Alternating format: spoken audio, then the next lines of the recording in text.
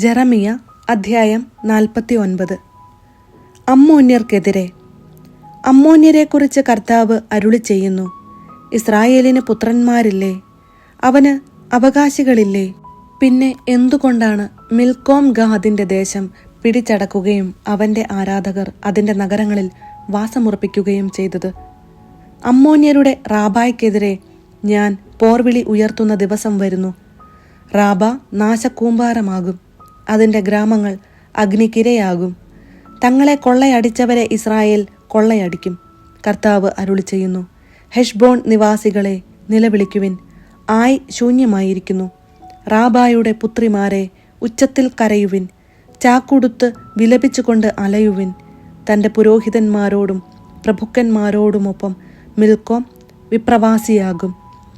തൻ്റെ ധനത്തിൽ വിശ്വാസമർപ്പിച്ച് ആര് എനിക്കെതിരെ വരുമെന്ന് ജൽപ്പിച്ച അവിശ്വസ്തയായ പുത്രി, നിന്റെ താഴ്വരകളെക്കുറിച്ച് നീ തന്നെത്താൻ പുകഴ്ത്തുന്നതെന്തിന്? സൈന്യങ്ങളുടെ ദൈവമായ കർത്താവ് അരുളി ചെയ്യുന്നു: 4 ഭാഗത്തു നിന്നും ഭീതി നിന്നെ പിടികൂടും. നിങ്ങൾ ഓരോരുത്തരും സ്വജീവനെ പ്രതി ഓടും. ചിതറിപ്പോയവരെ ഒരുമിച്ച് കൂട്ടാൻ ആരും ഉണ്ടാവുകയില്ല. എന്നാൽ പിന്നീട് അമ്മോന്യരുടെ ഐശ്വര്യം ഞാൻ പുനഃസ്ഥാപിക്കും. കർത്താവ് അരുളി ചെയ്യുന്നു. ഏദോമിനെതിരെ. ഏദോമിനെക്കുറിച്ച് സൈന്യങ്ങളുടെ കർത്താവ് അരുളി ചെയ്യുന്നു: തേമാനിൽ ജ്ഞാനം അവശേഷിച്ചിട്ടില്ലേ?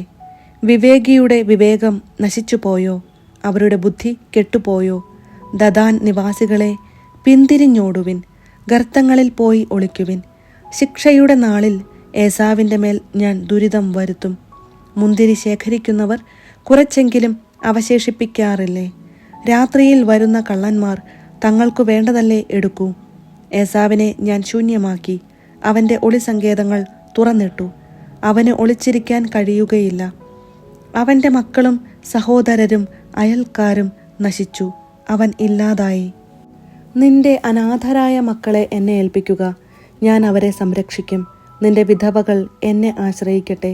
കർത്താവ് അരുളി ചെയ്യുന്നു: അർഹിക്കാത്തവനെ പോലും പാനപാത്രത്തിൽ നിന്ന് കുടിപ്പിക്കുമെങ്കിൽ നിന്നെ വെറുതെ വിടുമോ? നീ ശിക്ഷിക്കപ്പെടാതിരിക്കുകയില്ല. നീ അത് കുടിച്ചേ തീരൂ. ഞാൻ ശപഥം ചെയ്യുന്നു. ബൊസ്ര ഭീകരവും അപഹാസ്യവും ശൂന്യവും ശാപഗ്രസ്തവുമാകും. അവളുടെ നഗരങ്ങൾ എന്നേക്കും ശൂന്യമായി കിടക്കും. കർത്താവിൽ നിന്ന് എനിക്കൊരു വാർത്ത ലഭിച്ചു. ജനതകളുടെ ഇടയിലേക്ക് ഒരു ദൂതൻ അയക്കപ്പെട്ടിരിക്കുന്നു. ഏദോമിനെതിരെ ഒരുമിച്ച് കൂടുവിൻ, യുദ്ധസന്നദ്ധരാകുവിൻ. ഞാൻ നിന്നെ ജനതകളുടെ ഇടയിൽ ചെറുതാക്കും, മനുഷ്യരുടെ ഇടയിൽ നിന്ദാപാത്രവും. പാറക്കെട്ടുകളിൽ വസിക്കുകയും ഗിരിശൃംഗങ്ങളെ കീഴടക്കുകയും ചെയ്ത നീ, അന്യരിൽ ഉണർത്തിയ ഭീതിയും നിന്റെ ഗർവും നിന്നെ വഞ്ചിച്ചു. നീ കഴുകനെ പോലെ ഉയരത്തിൽ കൂടുവച്ചാലും നിന്നെ ഞാൻ താഴെ ഇറക്കും. കർത്താവ് അരുളി ചെയ്യുന്നു. ഏദോം ബീഭത്സമാകും. കടന്നുപോകുന്നവർ അതിനെ ഭയപ്പെടുകയും അതിന് നേരിട്ട അത്യാഹിതത്തിൽ വിസ്മയിക്കുകയും ചെയ്യും. സോദോമും ഗൊമോറായും സമീപ നഗരങ്ങളും നശിപ്പിക്കപ്പെട്ടപ്പോഴെന്ന പോലെ ഏദോമിലും ആരും വസിക്കുകയില്ല, ആരും അതിലെ സഞ്ചരിക്കുകയുമില്ല. ജോർദാൻ വനങ്ങളിൽ നിന്ന് ആട്ടിൻ പറ്റങ്ങളുടെ നേരെ വരുന്ന സിംഹത്തെപ്പോലെ ഞാൻ അവരെ ഏദോമിൽ നിന്ന് ഓടിച്ചു കളയും. എനിക്കിഷ്ടപ്പെട്ടവനെ ഞാൻ അവളുടെ ഭരണാധികാരിയാക്കും. ആരുണ്ട് എനിക്ക് തുല്യൻ? എന്നോട് കണക്ക് ചോദിക്കാൻ ആർക്ക് കഴിയും? ഏത് ഇടയൻ എൻ്റെ മുൻപിൽ നിൽക്കും? ഏദോമിനും തേമാനും എതിരായുള്ള കർത്താവിൻ്റെ നിശ്ചയങ്ങൾ കേട്ടുകൊള്ളുവിൻ. അജഗണത്തിലെ കുഞ്ഞാടുകൾ പോലും വലിച്ചിഴക്കപ്പെടും. അവയ്ക്കുള്ള ശിക്ഷ കണ്ട് ആലകൾ സംഭീതമാകും. അവ വീഴുന്ന ശബ്ദം കേട്ട് ഭൂമി വിറയ്ക്കും. അവയുടെ നിലവിളി ചെങ്കടൽ വരെ എത്തും. ഒരുവൻ കഴുകനെ പോലെ ഉയർന്ന് അതിവേഗം പറക്കും. അത് ബൊസ്രായ്ക്കെതിരെ ചിറകു വിടർത്തും. അന്ന് ഏദോമിലെ വീരന്മാർ ഈറ്റുനോവെടുത്ത സ്ത്രീകളെപ്പോലെ വേദനിക്കും. ദമാസ്കസിനെതിരെ. ദമാസ്കസിനെക്കുറിച്ച്: ഹമാത്തും അർപ്പാദും പരിഭ്രാന്തരാകുന്നു. അവർക്ക് ദുഃഖവാർത്ത ലഭിച്ചിരിക്കുന്നു. അവർ ഭയന്ന് വിറയ്ക്കുന്നു. അടങ്ങാത്ത കടൽ പോലെ അവർ പ്രക്ഷുബ്ധരായിരിക്കുന്നു. ദമാസ്കസ് ദുർബലയായി. അവൾ ഓടാൻ ശ്രമിച്ചു, എന്നാൽ സംഭ്രമം അവളെ തടഞ്ഞു നിർത്തി. പ്രസവവേദന അനുഭവിക്കുന്ന സ്ത്രീയെപ്പോലെ വേദനയും വിഷമവും അവളെ കീഴടക്കി. ആഹ്ലാദത്തിൻ്റെ നഗരം, പ്രശസ്തിയുടെ നഗരം ഇതാ ഉപേക്ഷിക്കപ്പെടുന്നു. സൈന്യങ്ങളുടെ കർത്താവ് അരുളി ചെയ്യുന്നു. അന്ന് അവളുടെ യുവാക്കൾ പൊതുസ്ഥലങ്ങളിൽ വീഴും, അവളുടെ യോദ്ധാക്കൾ നശിപ്പിക്കപ്പെടും. ദമാസ്കസിന്റെ കോട്ടകൾക്ക് ഞാൻ തീ കൊളുത്തും, അത് ബൻഹദാദിന്റെ ദുർഗങ്ങളെ വിഴുങ്ങും.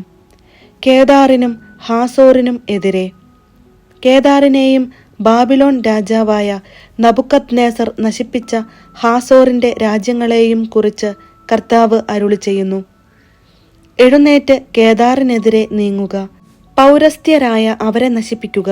അവരുടെ കൂടാരങ്ങളും തിരശീലകളും ആടുമാടുകളും വസ്തുവകകളും കൊള്ളയടിക്കുക. അവരുടെ ഒട്ടകങ്ങളെ പിടിച്ചെടുക്കുക. അവരോട് വിളിച്ചു പറയുക, എങ്ങും ഭീകരത. ഹാസോർ നിവാസികളെ, വിദൂരത്തേക്ക് പലായനം ചെയ്യുവിൻ, ഗർത്തങ്ങളിൽ ഒളിക്കുക. കർത്താവ് അരുളി ചെയ്യുന്നു.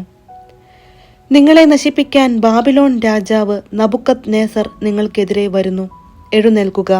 വാതിലുകളും ഓടാമ്പലുകളും ഇല്ലാതെ നിർവിശങ്കം സ്വതന്ത്രമായി ജീവിക്കുന്ന ജനതയ്ക്കെതിരെ നീങ്ങുക. അവരുടെ ഒട്ടകങ്ങളെയും ആടുമാടുകളെയും കൊള്ളയടിക്കുക. ചെന്നി മുണ്ടനം ചെയ്തവരെ ഞാൻ കാറ്റിൽ പറത്തും, നാനാവശത്തുനിന്നും അവർക്ക് ദുരിതം വരുത്തും.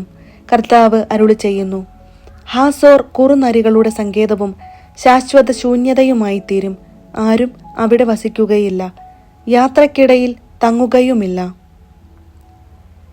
ഏലാമിനെതിരെ, യൂദാ രാജാവായ സെദക്കിയായുടെ ഭരണത്തിന്റെ ആരംഭകാലത്ത് ഏലാമിനെക്കുറിച്ച് ജെറമിയായ്ക്കു ലഭിച്ച കർത്താവിന്റെ അരുളപ്പാട്.